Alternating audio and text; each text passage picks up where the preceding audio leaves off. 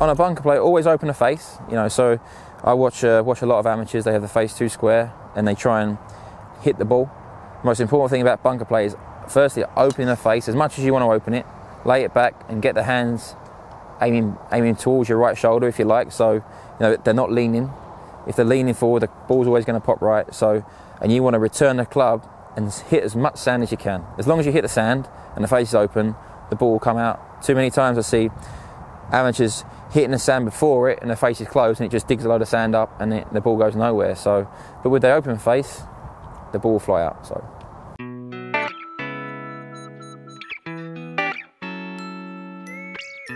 Do you know what? One of the biggest things I think that can help a slice is to kind of feel like you're swinging like an old man. When you see an old man standing there, he tends to stand very curved on it all the time, and that will help you swing more around you in a follow through. So I'd say for a slice, swing like an old man.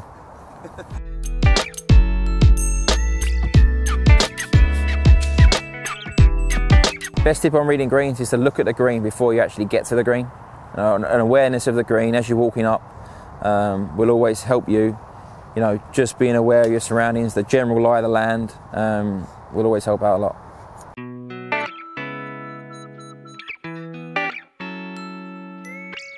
Course management, keeping it simple. You know, a lot of my pals that I play with, you know, I know the fun part of the game is hitting the driver well, and you see Rory and, you know, the top guys in the world smashing it 350 yards down the fairway. But I think when we go out nowadays to courses, parkland courses that we play at 6,200 yards, you know, sometimes the 3-wood and the irons go just as far as what the driver was designed to go far back then.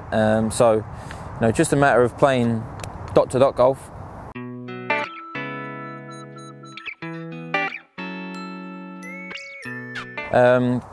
Best chipping drill I'd have would be to go through the bag for distance. You know, hitting a chip 5 yards with a lob wedge, 5 yards with a pitching wedge, 5 yards with an 8 iron, and just getting a idea about how far the shots run out. You know, because you've got a whole bag of clubs to use, and you know, so many guys just standing with a lob wedge, go, right, I've got to hit this one 20 yards, hit this one 10, hit this one 5, and well, you can chip the 8 iron the same distance as you chip the lob wedge, but they finish 15 yards apart. So, you know, the most important thing is remembering you've got a set of clubs to use here, and sometimes the easiest shot is using the 7 iron from the edge of the green, or using a putter, or, you know, using a lob wedge. You know, looking at what the exam paper's asking you, and you know, using your tools to do it.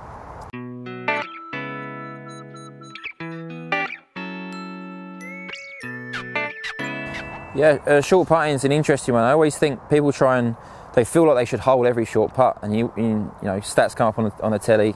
Luke Donald's 850 for 850 from 4 foot this year, and you know, I think you go and speak to all these guys, they're really into green reading, choosing their line and hitting their putt, and making sure that actually holding it is it's just a you know, something that happens as a consequence to the decisions you made before. So quite often you're standing there thinking, I must make this, right, all right, make it, and it slides by on the right hand side. It's because you haven't done the stuff right before it to knock it in. I think, you know, the greatest thing you can do with short putts is be positive about what the decision is that you're making before it, choose the line you want to hit it on, and then, you know, try and make your best stroke. If it goes in, it goes in.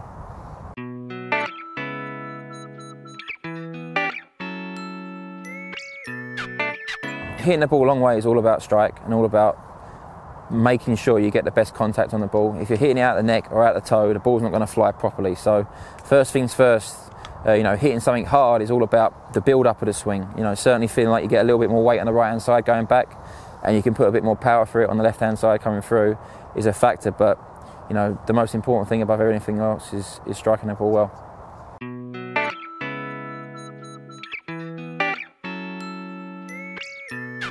Oh, biggest tip for ball striking would be to kind of limit your vision, your peripheral vision. You know, really pinpoint a dimple on the ball, making sure that you're hitting through to the target. So, you know, firstly, being positive about where you're looking at on the ball, and then you know, making sure you're hitting down through the ball to put that kind of downward strike on it that gets you to hitting the back of the ball.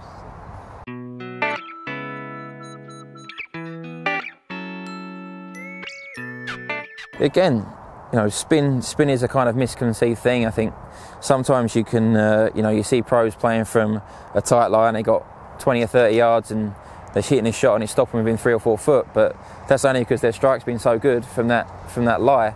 Obviously there's a lot of different fundamentals that they do to make sure they strike that ball well, but generally, if you're using a chip, and I think all us pros would kind of agree to it, you want to, spin's not only a lot of spin, it's also how do I not spin it. So being aware of trying to get something to play the easiest way is the most important thing.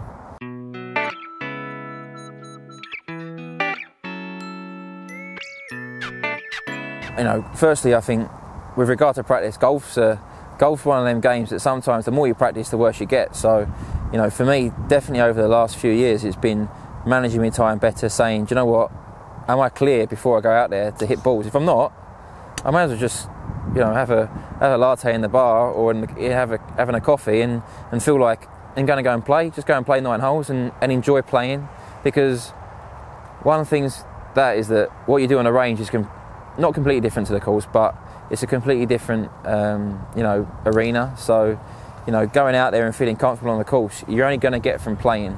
And I think, certainly when I've been off in my off weeks, it's, don't get me wrong, doing plenty of work on the range and plenty of work on the putting green, but making sure that when you go on a course and you try things out on the golf course.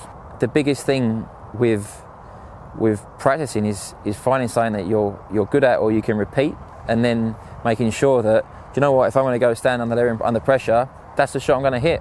Where's my target? Give me 3 balls. Right, what do I score? If I scored 2, how can I score 3? Or if I scored none, how can I score 1? And just keeping the targets easy, manageable, and something that you can achieve.